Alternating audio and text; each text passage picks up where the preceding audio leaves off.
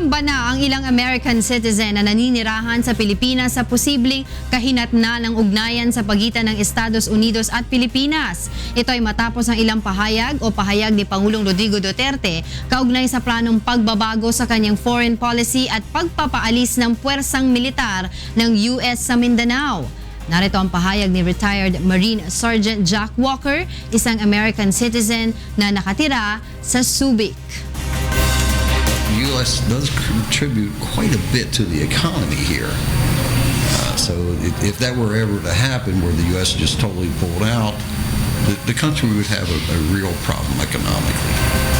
Ikinababahala rin ng mga Amerikano, partikular na ang mga naninirahan sa Subic, Zambales na mapilitan silang umalis sa Pilipinas kung tuluyan ng mapuputol ang ugnayan sa pagitan nito at Estados Unidos. Ayon naman sa ilang negosyanteng Amerikano sa Maynila, walang masama kung palawakin ng Pilipinas ang ugnayan nito sa ibang bansa pagdating sa kalakalan, ngunit hindi kinakailangang putulin ang relasyon nito sa Amerika.